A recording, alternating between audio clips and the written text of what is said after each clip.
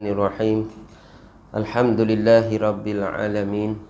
Wassalatu wassalamu ala ashrafil anbiya'i wal mursalin sayyidina wa habibina wa qudwatina Muhammadin sallallahu alaihi wasallam wa ala alihi wa sahbihi wa man tabi'ahum bi ihsanin ila yaumiddin.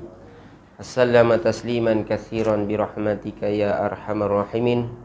Qala rabbi shrah li sadri wa yassir li amri wahlul 'uqdatam min lisani yafqahu qawli. Subhanaka la 'ilma lana illa ma 'allamtana innaka antal 'alimul hakim wa la haula wa la quwwata illa billahil 'aliyyil 'azim.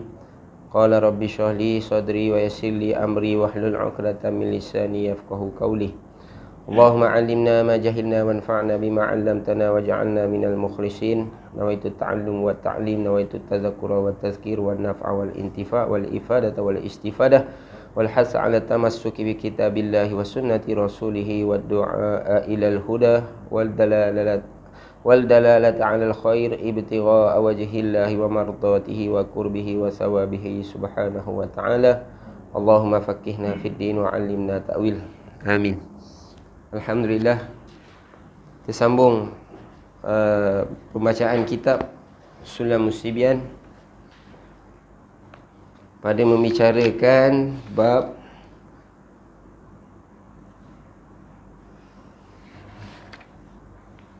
masih lagi dalam bab solat, kitabus solah, yakni pada muka surat 19 baris yang kedua daripada bawah sekali. Syarat wajib sembahyang. Qala al-mu'allifu rahimahullahu ta'ala, syarat wajib sembahyang. Dia lepas daripada, dia betul-betul sebelah kitab solat. Kitab solat, ada kitab solat? Tu dia lepas daripada hukum mengerjakan sembahyang. Bawah lagi satu ada syarat wajib sembahyang. Sebelah kot, ke surat sebelah.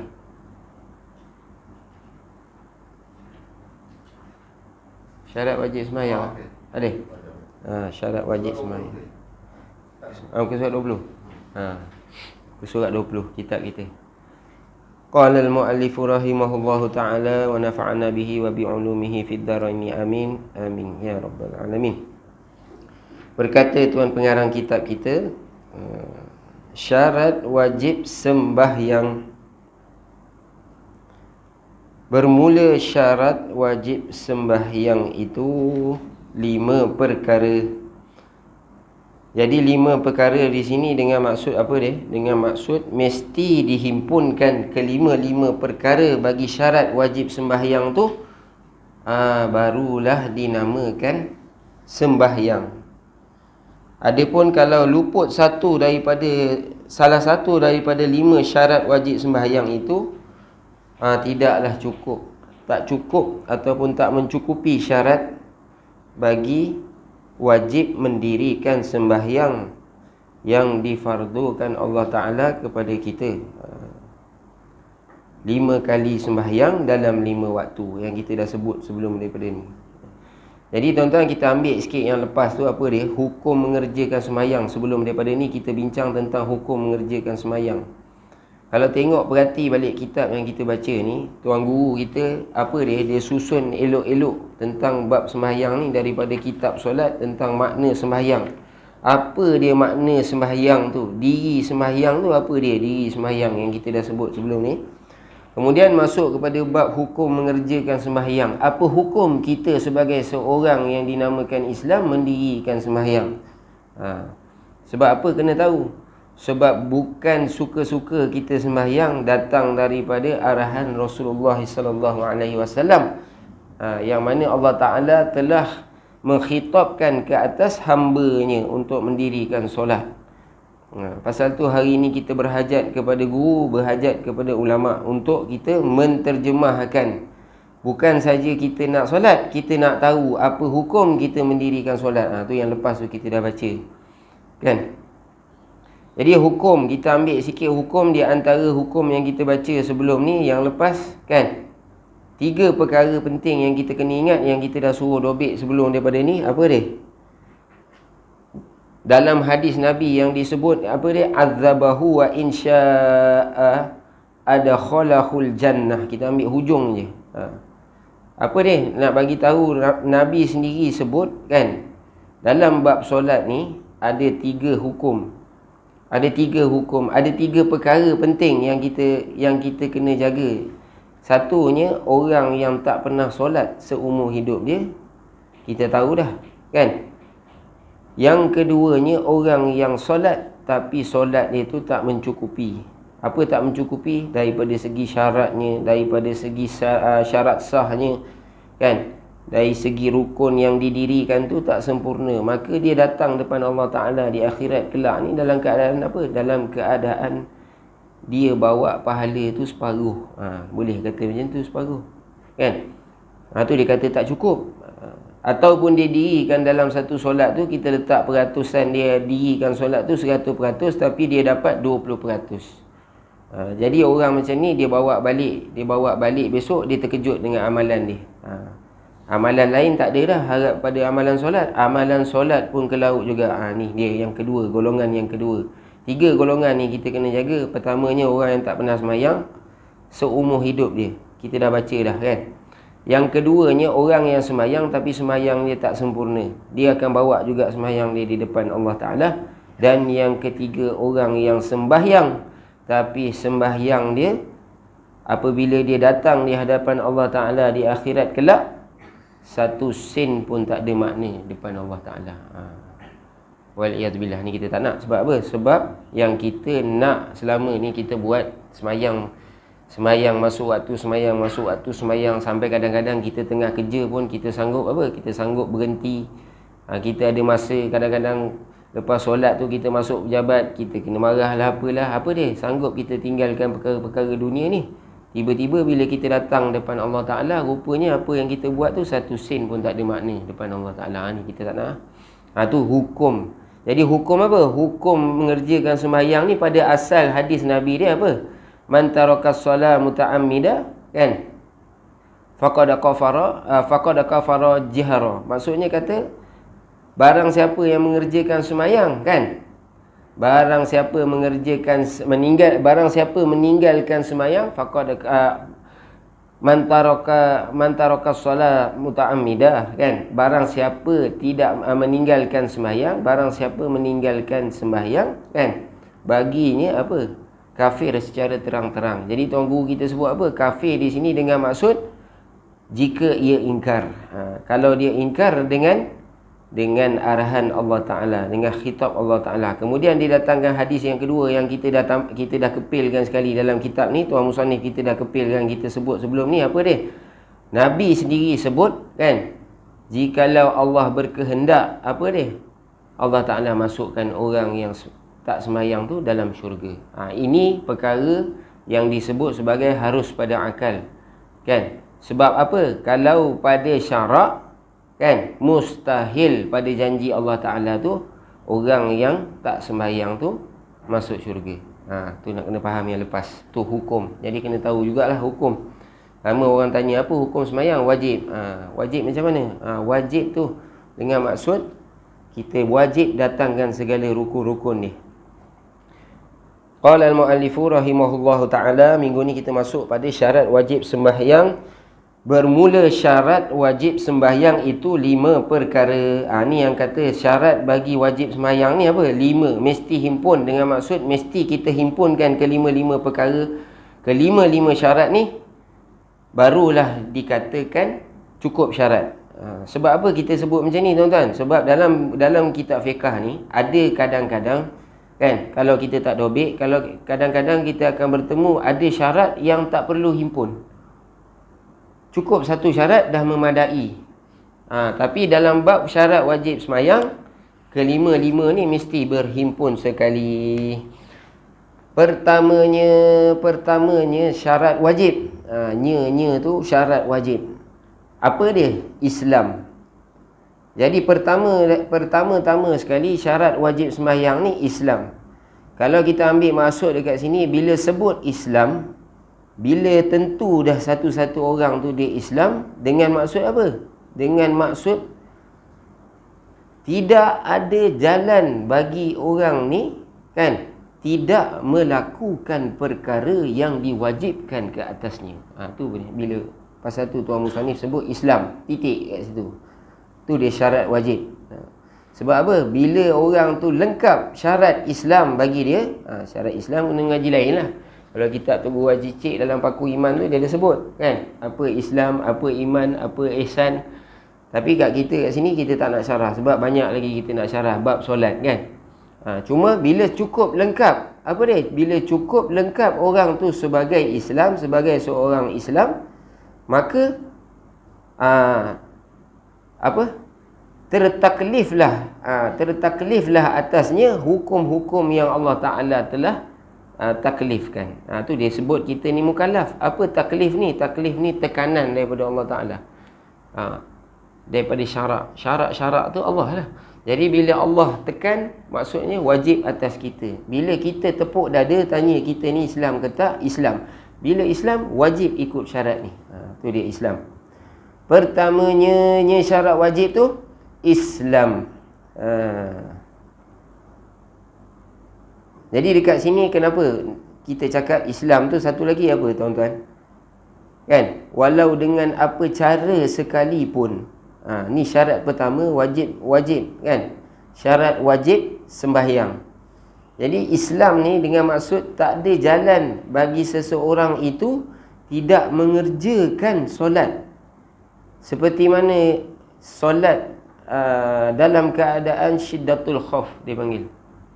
Apa syiddatul khauf ni tuan-tuan? Dalam keadaan bersangatan takut. Tu dia syiddatul khauf. Biasanya orang yang masuk masuk tentera. Tapi hari ni tak tahulah, kalau ada orang yang mengajar kitab dalam tentera dia tahu kan. Dia dalam keadaan ketakutan, teramat takut. Apa dia? Tengah berlawan pedang, tengah menembak tu tuan-tuan. Dalam keadaan dia menembak tu dia solat. Yang kita tahu solat lagi satu tu apa? Solat dalam perang kan. Satu orang duduk depan solat, orang belakang pegang senjata. Syiddatul khauf ni bersangatan takut. Maksudnya apa? Tak boleh dah. Memang musuh masuk dah. Tapi zuhur dah nak habis. Orang ni dia akan pergi bertempur juga. Dalam keadaan dia bertempur tu dia solat. Nak bagi tahu apa ni? Nak bagi tahu tak ada ruang untuk meninggalkan kewajipan solat. Tapi hari ni mudah-mudah kita tinggalkan solat. Alamak, terlepas zuhur dah asar. Sudah, tak boleh.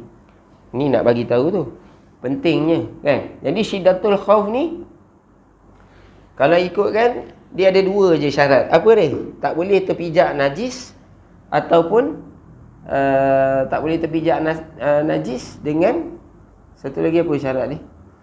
Allahumma salli wa sallim ala sayyidina Muhammad. Lupa dah saya. Tak datang hari. Tapi dia ada dua syarat syiddatul khauf ni. Itu Islam. Pasal tu nak bagi tahu bila ada Islam tu, kita ni layak kita sebagai seorang Islam wajib atas kita. Syarat wajib yang pertama dah lengkap atas kita. Maka ni tafriq. Tafriq ni apa tuan-tuan? Pasal tu dalam kitab Jawi ni kalau kita tengok perhati betul-betul, baca kitab Rumi tak boleh dapat benda ni. Sebab apa? Dalam kitab Rumi pun ada tulis maka, MAKA betul.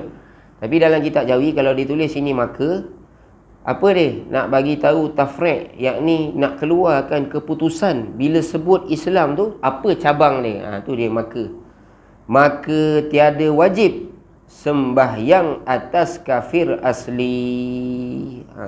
Tu dia keputusan yang keluar daripada Islam.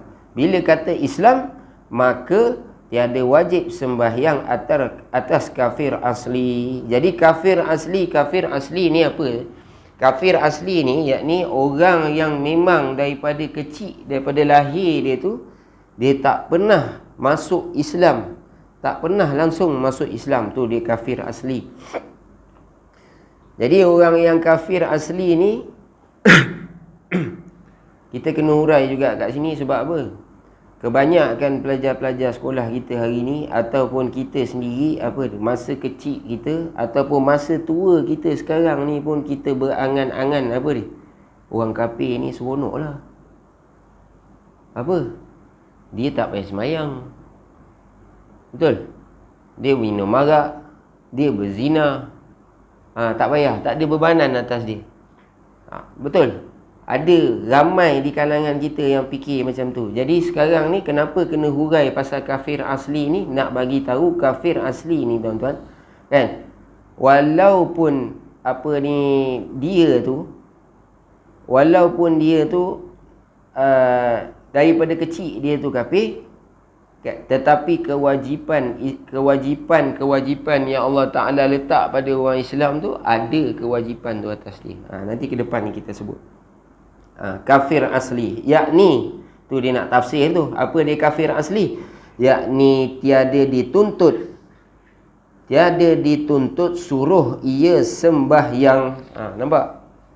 Tuan guru kita sebut apa dia kafir asli, yakni orang kafir asli ni tiada dituntut suruh. Tuntut suruh dekat sini tuan-tuan dobek dekat bawah tu apa? Bila kata dituntut, sekali kita baca kitab ni, tiada dituntut suruh ia sembahyang tu, siapa yang tuntut ia suruh sembahyang tu? Tiada dituntut tu siapa yang tiada disuruh tuntut tu? Siapa yang tiada disuruh tuntut tu? Allah Ta'ala ke? Betul tak? Cuba baca balik kitab tu betul-betul. Yakni tiada dituntut suruh ia sembahyang. Tiada dituntut suruh ia kafir asli itu sembahyang. Jadi siapa yang tiada dituntut suruh? Yakni tiada diperintah oleh Allah Ta'ala ke atas kerajaan Islam. Biar faham betul-betul apa dia. Tiada dituntut suruh dengan maksud tiada diperintah. Tiada diperintah tu apa? Allah Ta'ala tak perintah. Tak perintah siapa? Orang kafir ke? Bukan. Allah Ta'ala tak perintah ke atas kerajaan Islam supaya suruh ia orang kafir tu sembahyang. Tu maksud dia. Apa? Maksud kata kerajaan Islam tak boleh paksa. Kerajaan Islam tak boleh jatuh hukum kalau dia tinggal solat. Siapa dia tu? Orang kafir asli. Jadi tiada dituntut suruh ia sembahyang tu, sambung kat situ apa dia? Pada hukum dalam dunia, yakni nisbah atas dunia. Dan nisbah atas dunia, kerajaan Islam tak boleh memaksa orang kafir untuk mendirikan solat ataupun bayar zakat ataupun bayar fidyah, apa sajalah yang bersangkutan dengan hukum-hukum Islam ni, tak wajib atas kerajaan Islam suruh. Tu dia. Tapi kan, tu dia istidrak. Tetapi disiksa akan orang kafir asli itu pada akhirat. Tetapi disiksa orang kafir ni nanti bila dia sampai di akhirat. Nisbah dunia dia lepas.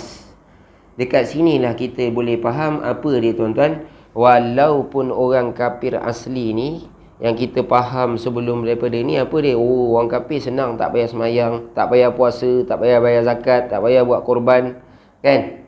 Tapi bila kita faham dekat sini, Tok Guru Haji Cik tulis apa? Tetapi disiksa akan orang yang kafir asli pada akhirat tu, dengan maksud dekat situ menyatakan pada akal kita kewajipan sembahyang, kewajipan puasa, kewajipan bayar zakat, bayar fidyah, buat korban, apa saja kewajipan ada ditaklifkan atas orang kafir.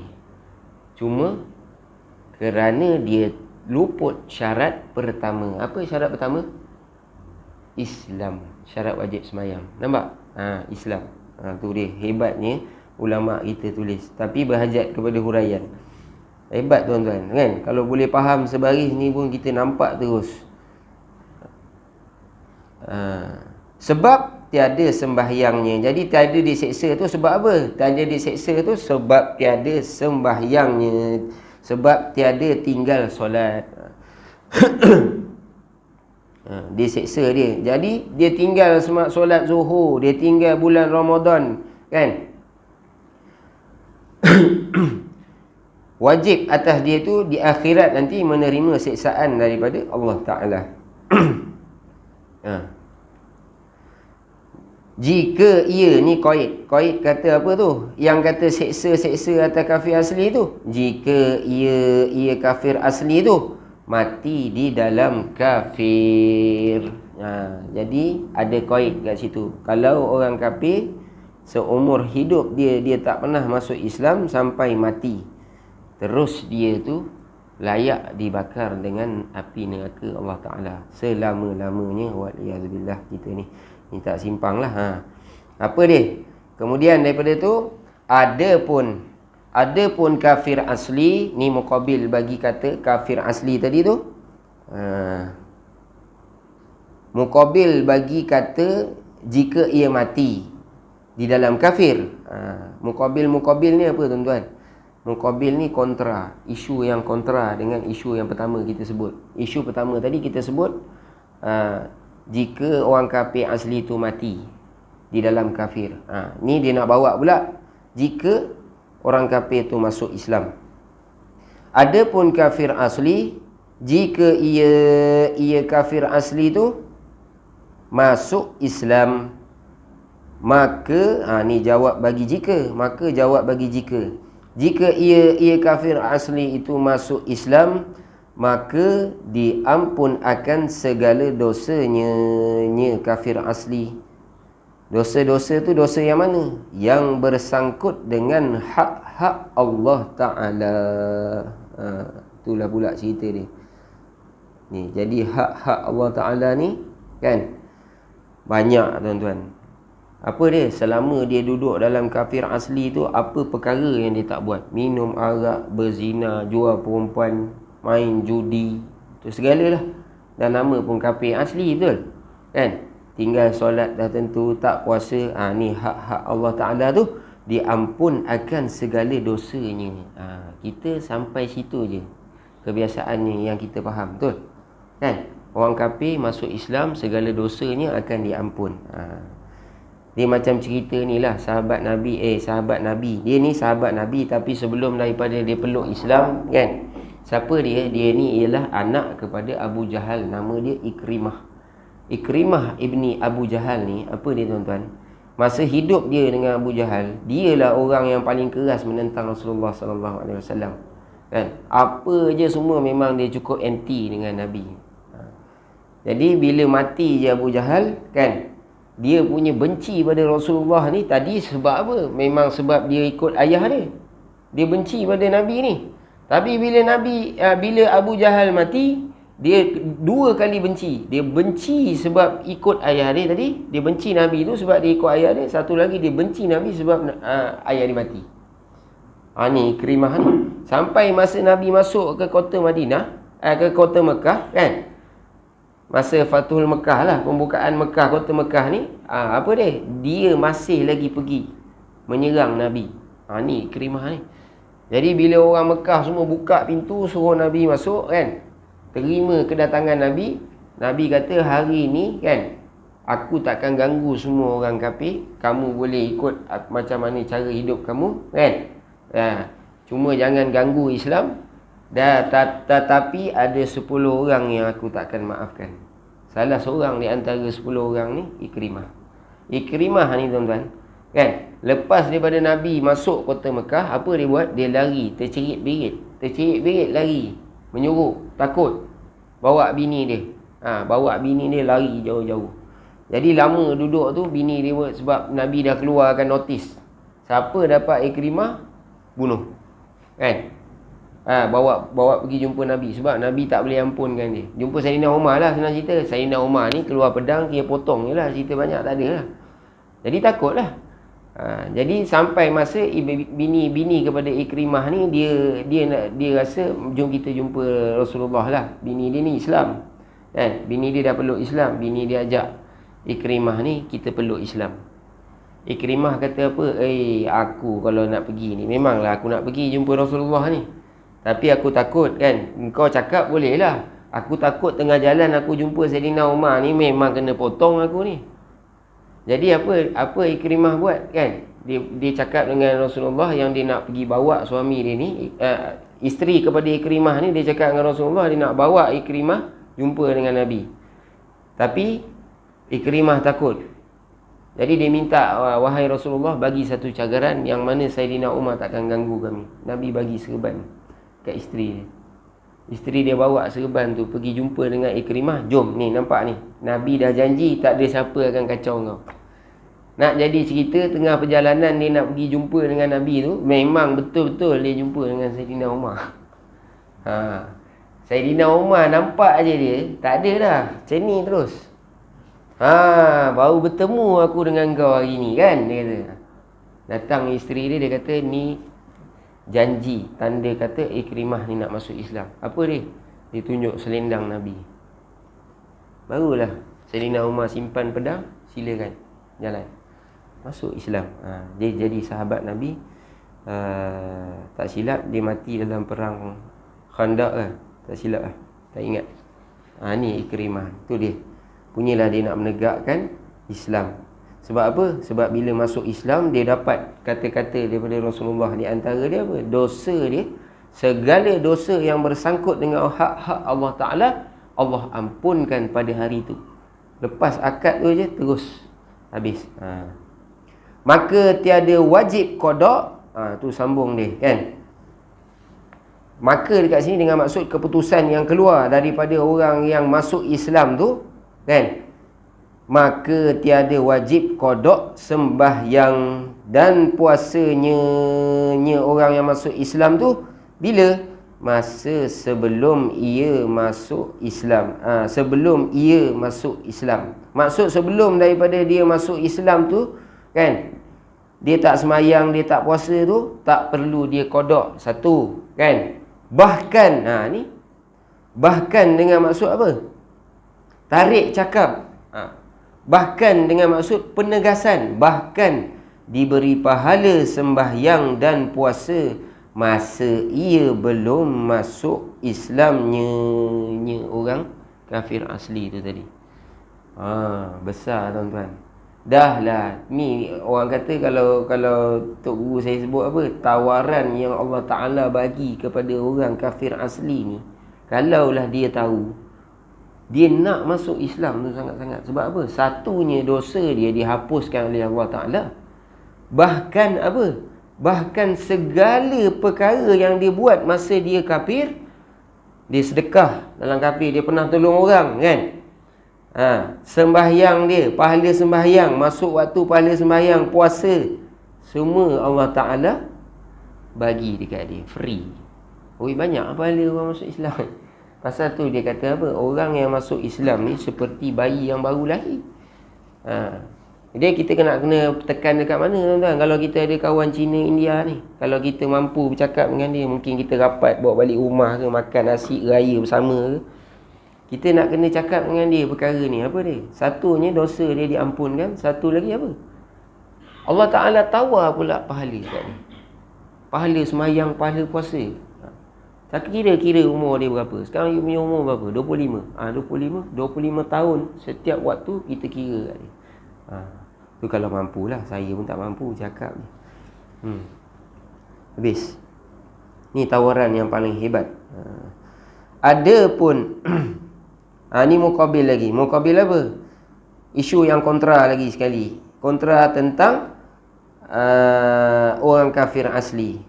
Ada pun kafir murtad. Tadi dia sebut tentang kafir asli. Ada pun kafir murtad. Apa dia kafir murtad? Kan? Muqabil bagi kafir asli. Lawan bagi kafir asli itu. Kan? Iaitu kafir murtad tu, dia nak menerangkan apa dia?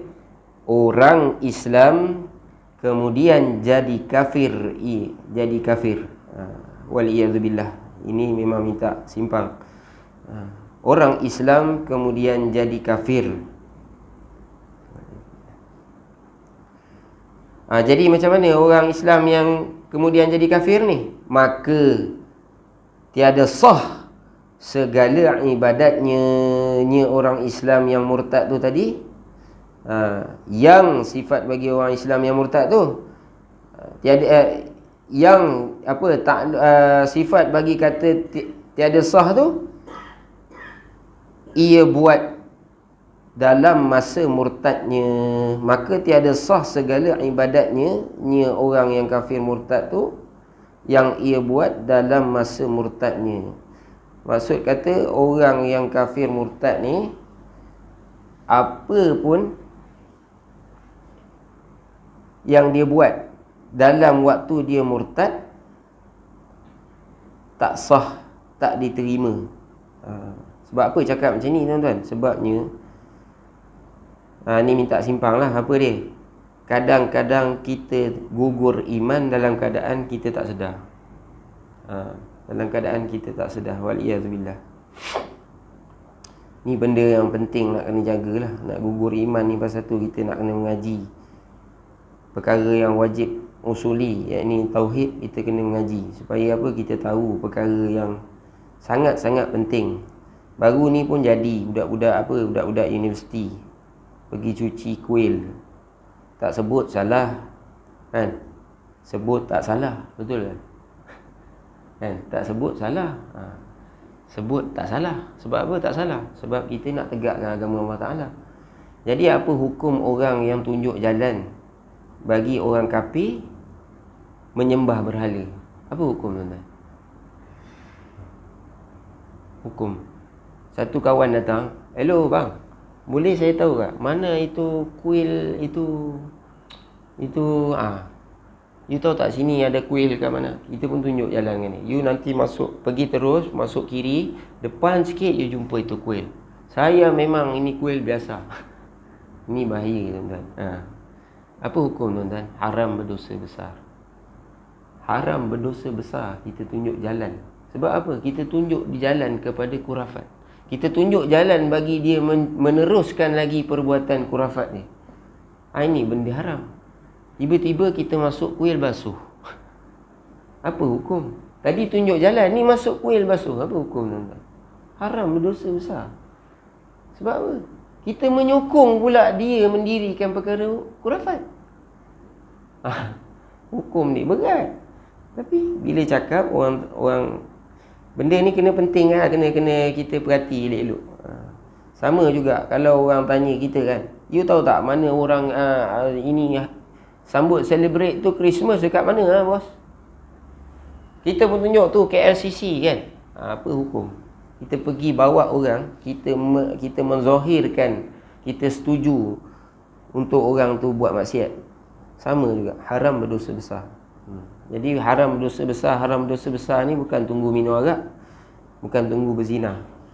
Haram, berdosa besar ni apa? Kita menyokong, cukup kita menyokong perbuatan kurafat, cukup kita menyokong perkara maksiat, itu sudah dikira sebagai perkara yang haram, lagi berdosa besar. Tu.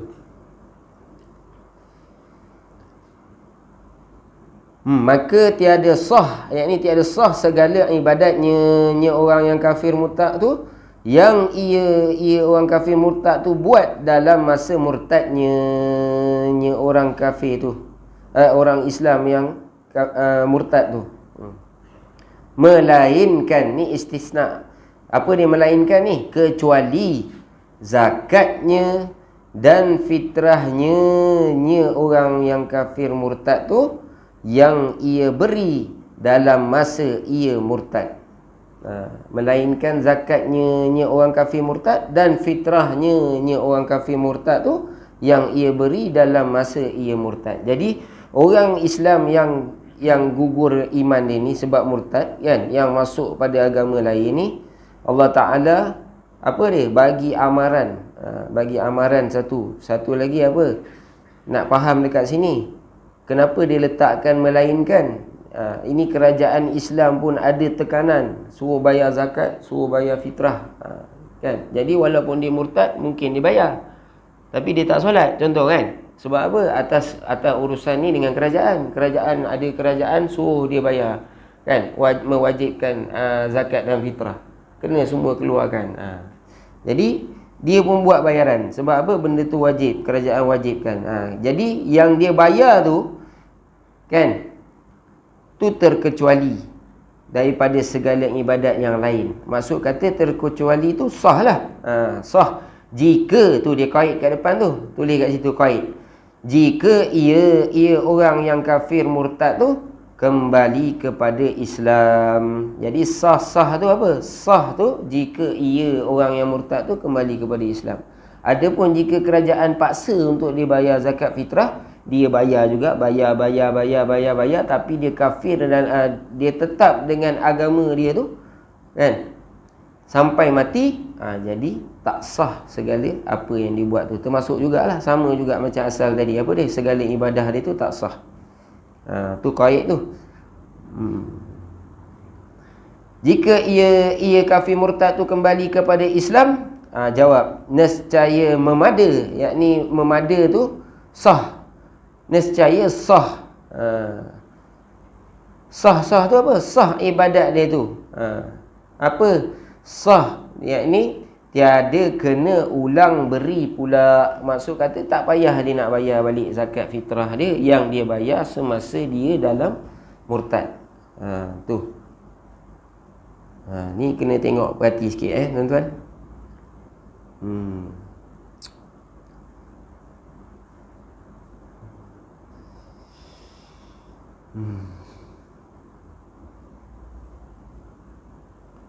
Dan jika orang yang murtad itu ia kembali kepada Islam,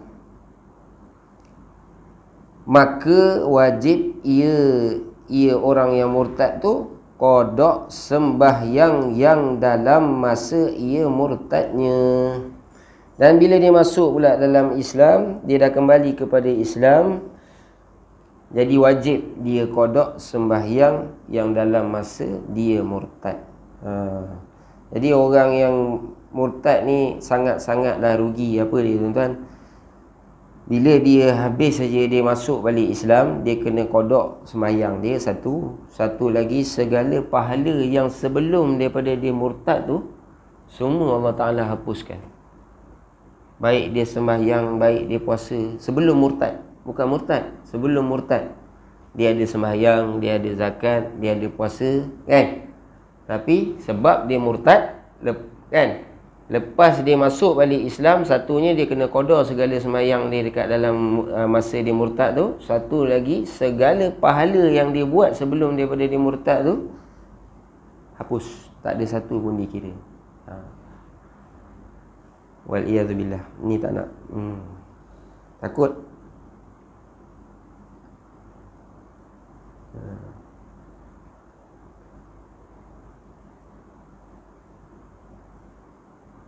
Tu dia kata tu. Dan jika orang yang murtad itu ia kembali kepada Islam, maka wajib ia orang yang murtad itu qada sembahyang yang dalam masa ia murtadnya. Dan tiada wajib qada sembahyang yang ia buat sebelum ia murtad. Tak ada pula wajib dia qada yang sebelum daripada dia murtad. Sembahyang-sembahyang yang sebelum dia murtad tu dia tak payah qada. Tetapi istidrak, ni tarik cakap tu, tapi ingat batal pahalanya. Tak ada satu pun pahala dia sebelum daripada dia murtad tu yang Allah Ta'ala ambil angkat. Waliyahzubillah. Dan jika ia orang yang kafir murtad tu tiada kembali kepada Islam dan mati ia orang yang kafir murtad tu dalam murtadnya, mati pula tu, dah lah dia tak masuk Islam, mati, maka batal segala amal ibadatnya, ni orang yang kafir murtad, dan batal pahalanya, sia-sia tuan-tuan. Maka disiksa akan orang yang kafir murtad seperti tiada buat amal sekali-kali. Wal'iyadzubillah. Dia dah tulis kat depan tu. Jadi tu beza. Apa dia? Orang yang kafir asli dan orang yang kafir murtad. Tuan-tuan kalau buka kitab lain lah daripada kitab ni, kebiasaannya kita mengaji lah, ataupun kita mengaji kat sekolah, syarat wajib sembahyang ada berapa? Syarat wajib sembahyang ada 5. Syarat sah sembahyang ada berapa? Syarat sah sembahyang ada 9. Sebutlah satu-satu. Islam, akil, suci daripada haid dan nifas, syarat apa? Syarat wajib sembahyang. Itu je. Lepas tu terus masuk cerita lain dalam kitab-kitab lain lah. Kenapa saya berhenti cakap ni? Sebab nak bagi tahu dalam kitab Tugu Haji Cik ni, dia syarah sampai macam ni. Padahal nak cerita syarat wajib semayang. Syarat wajib semayang tu Islam. Kita pun tahu, betul tak? Tapi dia hurai sampai macam ni sekali. Pasal tu hebatnya Tugu Haji Cik ni apa dia? Dia bagi kita faham betul-betul tiap-tiap satu daripada perkara yang kita nak tahu tentang agama kita sendiri. Termasuk syarat sah, syarat wajib, rukun. Nanti ke depan ni kita akan tengok. Makin lama makin syok kitab ni. Yang tak syok saya lah baca lambat.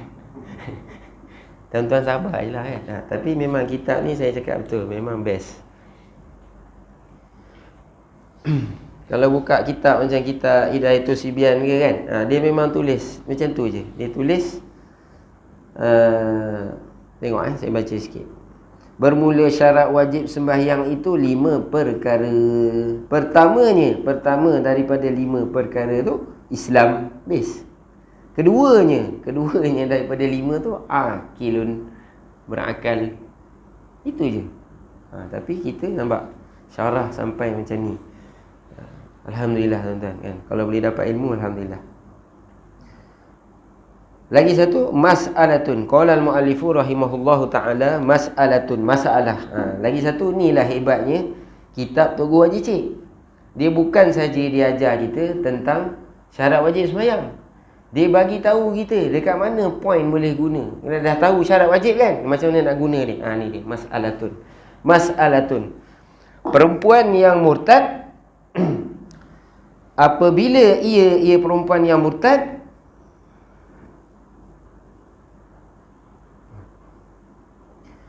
kembali kepada Islam. Ni masalah dia.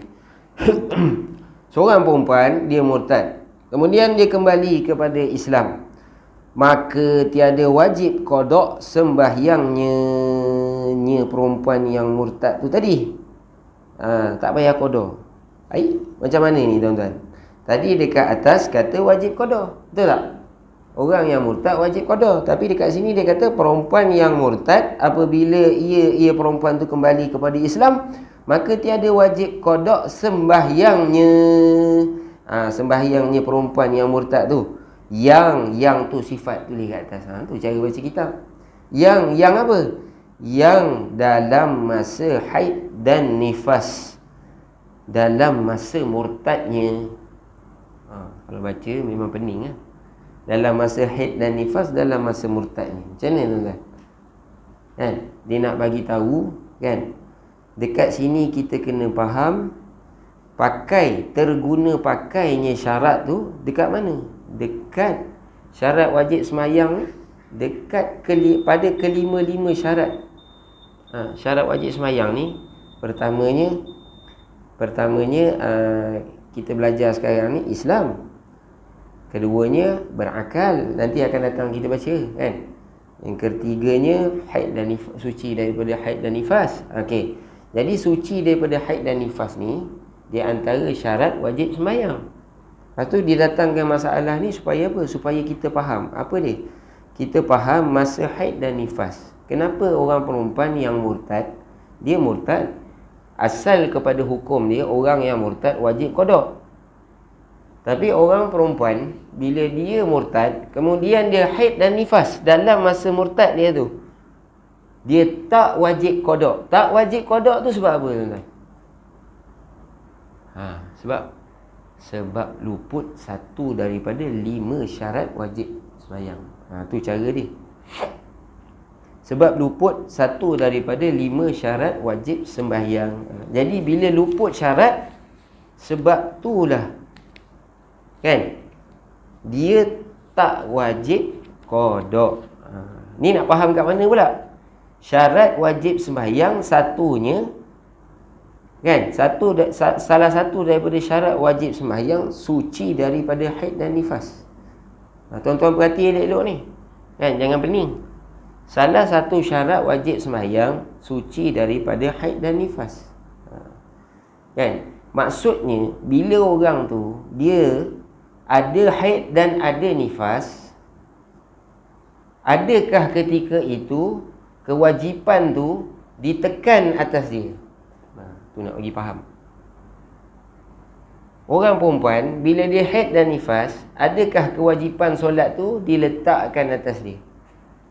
Tak ada. Sebab tak ada itulah ketika dia murtad juga pun tetap hukum syarak apa dia?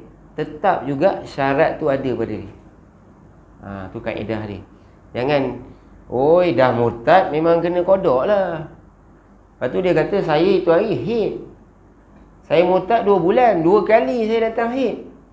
Kena kodok ke tak kena kodok? Jenuh tuan-tuan nak jawab. Tapi ngaji fiqah habis kitab dah. Tapi bila tanya, kejap yang aku ingat memang orang ingat yang pertama tadi. Yang pertama macam tu lah. Apa dia? Bila kafir murtad wajib kodok. Tu asal hukum. Pasal tu dia panggil masalah. Dia bawa datang masalah. Sebab kita akan bertemu masalah macam tu kan. Tuan-tuan tuan-tuan alim nanti jumpa dengan masalah kan. Dia bila berilmu ni orang mahu je. Kalau Tok Guru saya sebut, apa kita mengaji? Kita belajar jinakkan haiwan liar kan. Kita ambil ilmu tu dalam kitab Lutatul Ajlan contoh kan. Macam mana cara kita menjinakkan haiwan bisa. Kalau kita beramal dengan ilmu tu, mahulah haiwan tu datang. Ataupun kita beramal dengan ilmu apa? Panggil jin lah, contoh panggil jin kan. Kita beramal dengan ilmu tu. Ini daripada Syekh Ahmad Zain ni. Kitab Lutatul Ajlan ni daripada karangan kan Tuan Guru Syekh Ahmad Zain. Siapa Syekh Ahmad Zain ni tuan-tuan? Kan? Sepupu kepada Syekh Daud Fatani. Syekh Daud Fatani siapa? Ulama terbesar tanah Melayu. Seluruh tau. Bukan Melayu, tanah Melayu Malaysia. Seluruhnya. Fatani apa? Kedah Tua, kita sebutlah apa. Seluruh. Tu dia Syekh Daud Fatani. Jadi nak kena faham. Apa dia lama cakap ustaz ni cerita pula pasal panggil jin ni khurafat ni. Khurafat ke tak pernah mengaji tuan-tuan. Kena jaga kat situ. Hari ni orang habis semua benda dia kata ni benda bid'ah. Habis semua ilmu tak ada dah kat kita. Kes apa? Kes kita pun tak ada ilmu dah.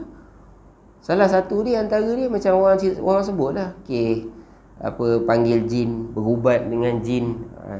Apa dia? Nak kata khurafat nanti dulu. Bukan apa, sebab kita mengaji kita tak mengaji. Sampai ke tak sampai ilmu kita? Tak sampai dah. Jangan campur benda tinggi sangat ni. Pasal tu hari ni pun macam ustaz. Adalah ustaz-ustaz yang memang ahli sunnah kan. Tapi sebab dia pergi buka benda-benda ni umum, lepas tu buat live pula. Jadi orang kecam cakap sesat. Kan? Kita pula ilmu kita tak sampai. Kita memang mengaji dah. Betul kita mengaji kitab. Tapi ilmu kita tak sampai. Sebelum ni kita ingat ustaz ni ahli sunnah dah. Dia bawa keluar benda-benda macam ni. Orang kecam. Kita percaya orang yang kecam. Tak payah sebut lah ustaz tu siapa. Ustaz tu memang dia ahli sunnah. Kan? Kalau Wahabi cukup dia hentam. Memang dia ahli sunnah lah. Tapi orang cop dia sesat. Sebab apa? Dia bawa ilmu-ilmu yang macam ni.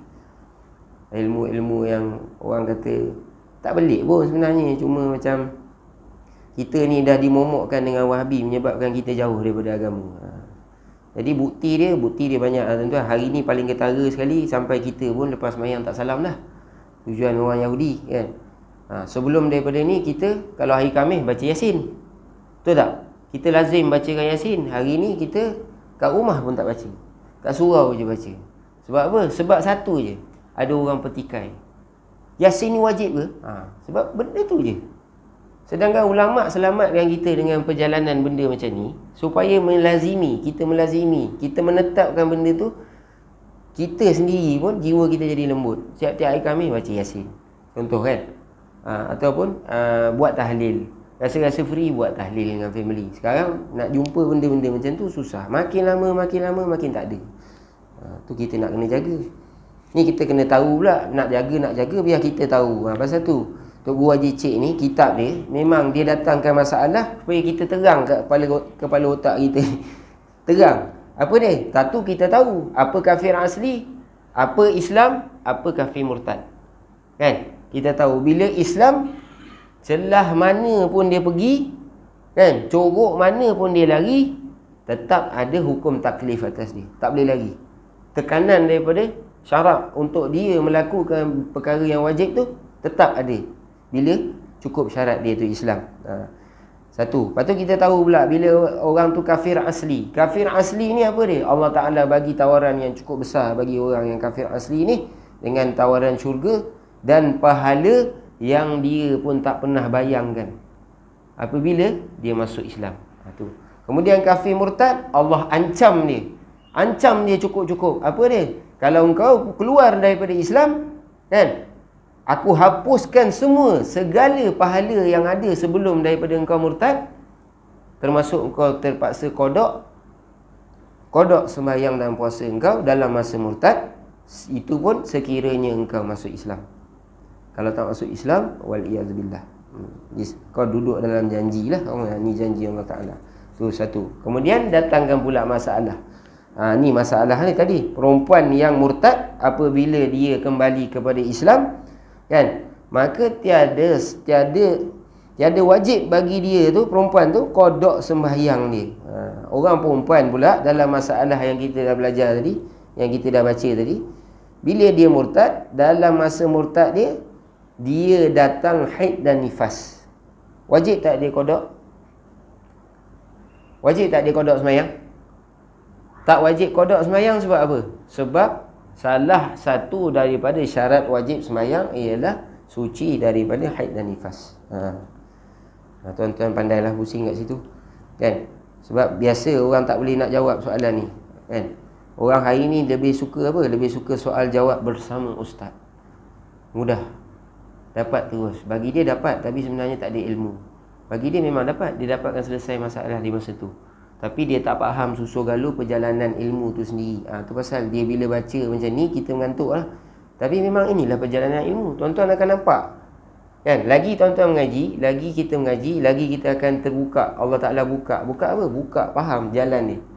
Jadi bila orang masuk lenggok, kan, orang masuk lenggok, kenapa pula dia tak payah kodok? Kan dia dah murtad. Nampak tak? Kita terus dalam kepala kita dah pakai dah. Apa dia? Syarat wajib dekat dia tak ada. Luput satu syarat wajib. Tu dia. Macam tu. Dan wajib kodok. Dan ataf pada kata orang perempuan yang tadi tu datang haid dan nifas dalam masa murtad tu, kan, dia tak wajib kodok. Dan wajib kodok sembahyang masa gila. Wajib kodok sembahyang masa gila ni, tu qaid dia, nak kena perhati elok-elok, dalam murtad. Wajib kodok bagi orang yang gila, kan? Waktu bila? Waktu dalam murtad. Jangan pukul rata, tuan-tuan. Apa dia? Orang gila kan tak payah kodok sembahyang. Nampak? Orang gila, wajib tak orang gila sembahyang, tuan-tuan? Orang gila wajib sembahyang, orang gila tak wajib sembahyang, kan? Jadi bila orang gila tak ada wajib sembahyang, jadi orang gila tak perlu kodok lah, kan? Tu yang kita tahu. Nanti ke depan kita akan baca pasal orang gila. Ni kita nak baca pasal masalah ni. Gila-gila tu apa, tuan-tuan? Gila tu, jika dia gila tak sengaja sekali pun, kan, wajib dia kodok sembahyang dalam masa murtad. Ingat tu qaid tu. Dalam masa murtad wajib juga dia kodok, tapi dalam masa murtad dia. Contoh kata macam ni, dia ni orang Islam, kan, entah macam mana tiba-tiba, kan, dia masuk agama lain. Bila dia masuk agama lain, dia stres. Stres punya stres, dia buat benda tak elok. Contoh kata dia minum, ataupun dia minum air ketum ke, dia minumlah apa-apa yang boleh memeningkan kepala dia, isap ganja ke, kan, sampai dia gila. Masa dia buat perkara tu, dia murtad dah, kan. Dia buat pula perkara dengan sengaja. Tu dia panggil dengan sengaja. Dengan sengaja tu menyebabkan dia gila dalam murtad ni. Dengan sengaja tu pun dia kira dia kena wajib juga atas dia tu. Orang yang gila tu dalam murtad itu wajib dia kodok sembahyang dia. Ni tuan-tuan tak nampak lagi, tapi nanti ke depan sikit je. Nanti ke depan nanti kita akan baca tentang kenapa orang gila ni hukum dekat dalam masa murtad dia wajib kodok. Tapi kalau kata dia gila, kan, dia gila dengan sebab dia tak murtad, semata-mata dia gila je. Bila dia gila tu, dia ada qaid. Satunya, kalau dia gila sebelum daripada masuk waktu zuhur, kan, dia gila sebelum daripada masuk waktu zuhur, dia tak payah qada semayang. Tapi kalau dia gila selepas daripada masuk waktu zuhur 2 minit ke 3 minit ke, kan, jadi lepas dia elok aja daripada gila dia tu, dia wajib qada. Wajib qada ni semayang yang mana, tuan-tuan? Jangan pukul semua. Wajib qada semayang zuhur yang dia dah masuk tu. Masa dia masuk je zuhur, baru dia gila, kan. Jadi dia wajib qada zuhur yang dia tinggalkan. Tapi kalau dia gila sebelum daripada masuk waktu zuhur, jadi dia tak payah qada solat. Tu orang gila. Asal hukum dia macam tu bagi orang yang gila. Dan orang yang gila ni pula ada dua. Satu, orang gila yang gila dengan sebab tak sengaja, dia panggil gila keturunan. Pasal tu Nabi suruh kita cari orang yang kita nak kahwin ni, Nabi suruh kita pilih salah satu dia keturunan. Kenapa Nabi suruh pilih keturunan, tuan-tuan? Sebab gila ni dia boleh datang pada keturunan. Contoh kata dia ni keturunan generasi keempat, kan? Generasi ketiga, mak dia, nenek dia tak pernah gila, kan? Tapi dia cakap dulu tok nyang saya gila. Contoh, kan? Gila. Tu generasi keempat lah, kan? Tok nyang dia. Jadi kalau tok nyang dia gila, tak mustahil dia boleh gila. Orang yang gila ni, apa dia panggil gila tak sengaja. Ni adalah gila tak sengaja. Dia tak perlu qada. Ada pun orang yang tadi, jadi dua lah. Satu orang yang gila dengan sengaja, dengan tak sengaja. Dia ada dua.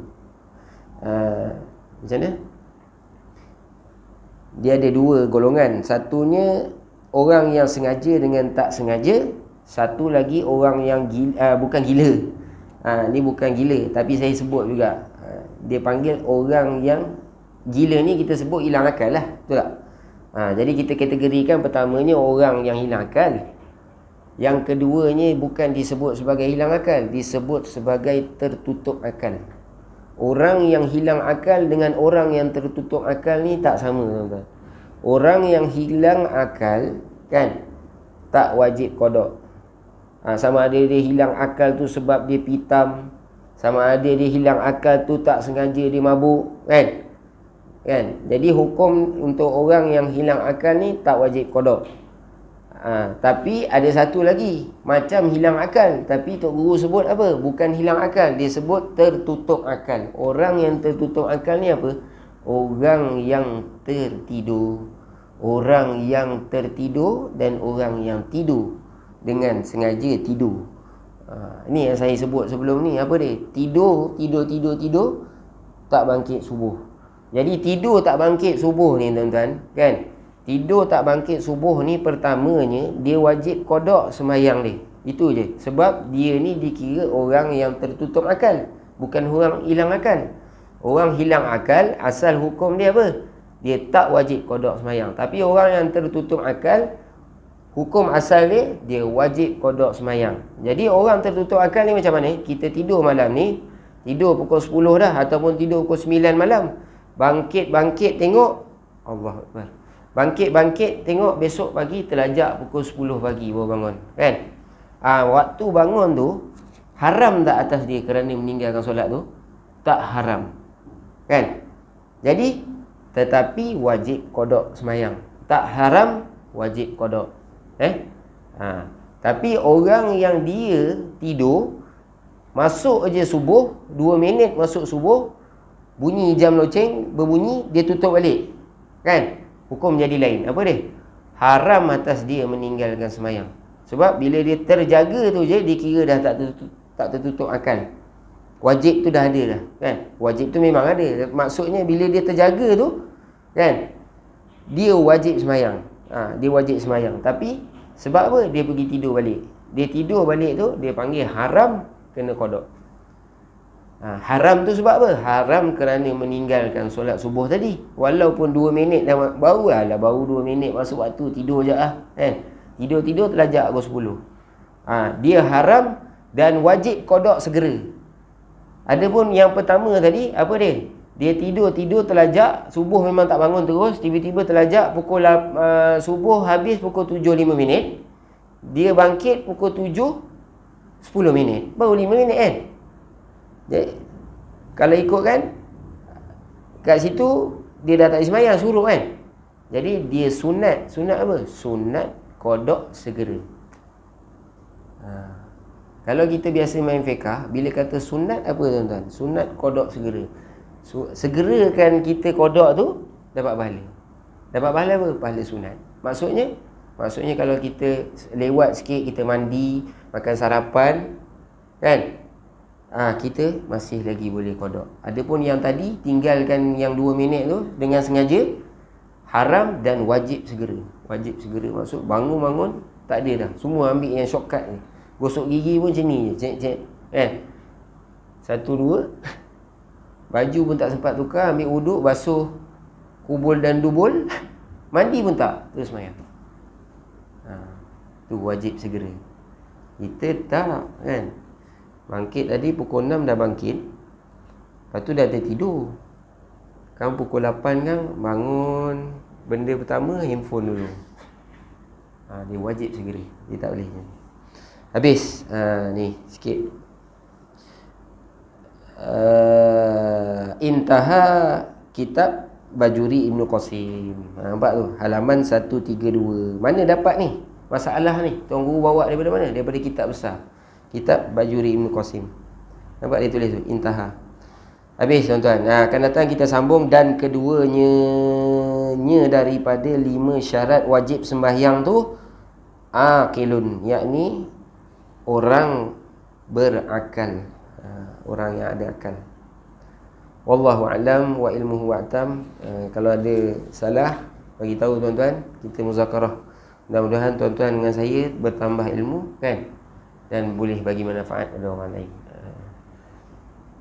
Bismillahirrahmanirrahim. Alhamdulillahirabbil alamin wassalatu wassalamu ala asyrafil anbiya'i wal mursalin wa ala alihi washabihi ajma'in. Allahumma 'allimna ma jahilna wanfa'na bima 'allamtana waj'alna minal mukhlisin. Allahumma inna nas'aluka min khairi ma sa'alaka minhu 'abduka wa rasuluka Muhammadun sallallahu alaihi wasallam. Wa sallallahu ala sayyidina Muhammadin wa ala alihi washabihi wa baraka wasallam. Walhamdulillahi rabbil alamin. Amin. Taqabbalallahu minkum. Subhanakallahumma wa bihamdika asyhadu an la ilaha illa anta astaghfiruka